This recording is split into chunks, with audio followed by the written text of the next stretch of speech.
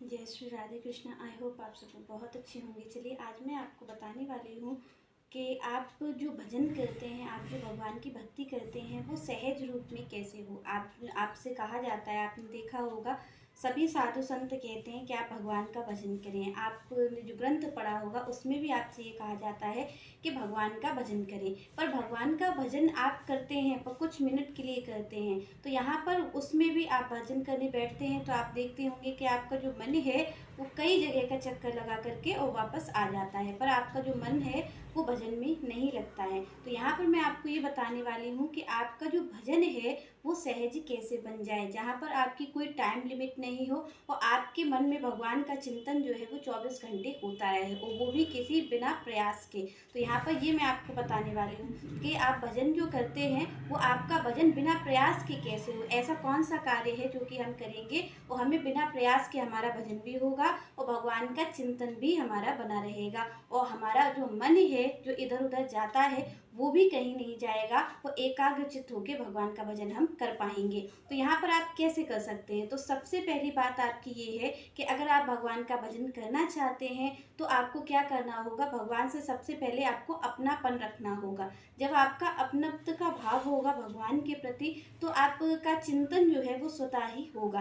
कैसे होगा, देखिए, आप जब हमारे अपने हैं, हमारा पुत्र है, हमारे पति है, हमारा परिवार है, तो क्या इसके चिंतन के लिए हमें कोई प्रयास की ज़रूरत होती है? कोई प्रयास होता है हमारा अलग से कि हम बहुत प्रयास करते हो, चिंतन हो? हमारा चिंतन अपने आप ही होता रहता है। तो आप ये सोचिए कि ये जो चिंतन है आपका वो क्यों होता रहता है स्वतः। आप तो नहीं प्रयास करते ना, आप तो कोई अलग से माला लेके नहीं बैठते हैं दुनिया का भजन करने के लिए। आप तो कोई माला नहीं लेकर के बैठते हैं अपने जो परिवार है उसका भजन करने के लिए। पर कैसे आपको अपने आप ही उसका चिंतन होता रहता है, क्योंकि आप उसको अपना मानते हैं। जो आपका परिवार है उसे आप अपना मानते हैं, जो आपका बेटा है उसे आप अपना मानते हैं। अपना मानते हैं तभी तो उसका चिंतन आपको होता रहता है। जिसको भी आप अपना मानते हैं उसके चिंतन को आप देखेंगे बिना कोई प्रयास के आपको उसका चिंतन स्वतः ही होता रहता है। तो यहाँ पर सबसे पहली बात ये है कि अगर आप ये चाहते हैं कि आपका जो मन है वो भगवान का चिंतन करे, तो उसमें सबसे पहली बात आपकी यही है कि आपको भगवान को अपना मानना पड़ेगा। जब आप भगवान को अपना मानेंगे तो आपको बिना कोई प्रयास के उनका चिंतन होता रहेगा, जैसे आपको दुनिया का चिंतन होता रहता है बिना किसी प्रयास के। तो यहाँ पर आप कोई प्रयास नहीं करेंगे तब भी आपको भगवान का चिंतन होगा। तो किससे होगा, सबसे पहली बात है भगवान को अपना मानने से। तो मैंने आपको कल के ही वीडियो में बताया था कि भगवान से आपको एक ना एक संबंध तो जोड़ना पड़ेगा। आपको भगवान को अपना तो मानना पड़ेगा, किसी भी भाव से आप उन्हें अपना मान सकते हैं। दूसरी बात, और कैसे हम चिंतन करते हैं, और सबसे पहली जो प्रक्रिया होती है किसी चीज़ की वो होती है श्रवण। आप सुनते हैं, कोई भी चीज़ होगी आपकी तो आप सुनते हैं। तो आपके अंदर जो कोई भी चीज़ प्रवेश करती है, चाहे व्यक्ति की हो, चाहे वो अच्छी हो चाहे बुरी हो, आपके प्रवेश करती है कानों से। तो आप कानों के प्रति सतर्क रहें। जब आप भगवान का चिंतन करना चाहते हैं तो आपको अपने कानों से पहले चिंतन करना होगा भगवान का। तो आपको क्या करना होगा कि आपको भगवान की कथा जो है वो अपने कानों से सुननी होगी। आपने सुना होगा कई बार कथाओं में कि भगवान हमेशा कानों से जाते हैं। आपने सुना होगा कि जो भगवान की कथा हम सुनते हैं, सबसे पहले अगर भगवान किसी प्रक्रिया है उनकी आने की तो कानों से ही भगवान आते हैं। तो आपको क्या करना है कि आपको अपने जो कान हैं उनसे भगवान की कथा सुननी है, ना कि आपको दुनिया की कथा सुननी है। जब आप भगवान की कथा अपने कानों से सुनेंगे तो आपका क्या होगा कि आप देखते होंगे कि जब हम कोई चीज़ सुनते हैं कानों से तो हम उसी को ही अपनी जुबान से बोलते हैं। या हम किसी फिल्म का सॉन्ग भी अगर हम सुन रहे हैं अपने कानों से तो आप ये चीज़ देखिएगा कि वही चीज़ आप उसे दोहराएंगे, उसी चीज़ को आप बोलेंगे। तो जब आप भगवान की कथा सुनेंगे तो आपका जो कीर्तन है वो अपने आप हो जाएगा। आप भगवान की जो भजन सुन रहे हैं, जो कथा सुन रहे हैं, उसे आप कहना भी शुरू कर देंगे, भजन कीर्तन भी आप शुरू कर देंगे। और दूसरी बात है भगवान की सेवा। जब आप भजन कीर्तन करेंगे तो आपको कानों से तो भगवान की कथा सुननी है और हाथों से क्या करना है, भगवान की सेवा करनी है। ये जो हाथ है इनसे आप भगवान की सेवा करिए, साधु संतों की सेवा करिए, अपने परिवार की सेवा करिए।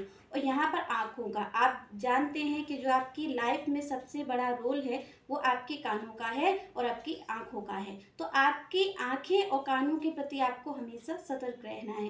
तो यहाँ पर आपको आँखों से क्या करना है, कानों से भगवान की कथा सुननी है और आँखों से आपको भगवान का ही दर्शन करना है। जब आप कानों से भगवान की कथा सुनेंगे और आँखों से भगवान का दर्शन करेंगे तो निश्चित सी बात है आपका मन कहीं और जा ही नहीं सकता है। यही एक प्रक्रिया है। आप अगर चाहते हैं कि अपने मन को वश में करना और भगवान की भक्ति करना, तो यहाँ पर आप इसी प्रक्रिया से कर सकते हैं कि कानों से भगवान की कथा सुनिए और आँखों से भगवान का दर्शन करिए। और दूसरी बात है कि यहाँ हाथों से आपको भगवान की सेवा करनी है। ये 3 चीज़ें तो करनी है। और आपके जो पैर हैं उनका क्या कार्य है, उन पैरों का कार्य है भगवान के मंदिर जाना।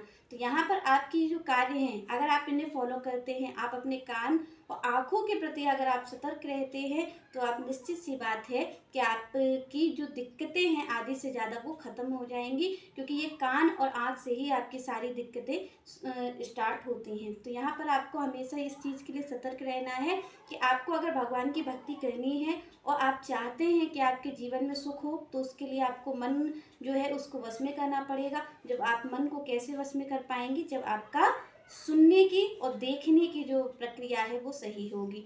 तो आपको क्या करना है कि भगवान की कथा सुननी है। अगर आप चाहते हैं भगवान का जो भजन है वो आपको सहज रूप में हो जाए तो आप भगवान की कथा सुनिए और यहाँ पर भगवान का आँखों से दर्शन करिए, हाथों से भगवान की सेवा करिए। जब आप इन कार्यों को करेंगे तो आप देखेंगे कि आपको बिना कोई प्रयास के आपका भजन भी सहज हो जा रहा है। भगवान के प्रति जो भक्ति है आपकी वो दिन पे दिन आपकी बढ़ती जाएगी। तो इस प्रक्रिया को आप अपनाइएगा, देखिएगा अपने जीवन में करके, फिर आप देखेंगे कि आपको बहुत बड़ा लाभ इससे प्राप्त होगा।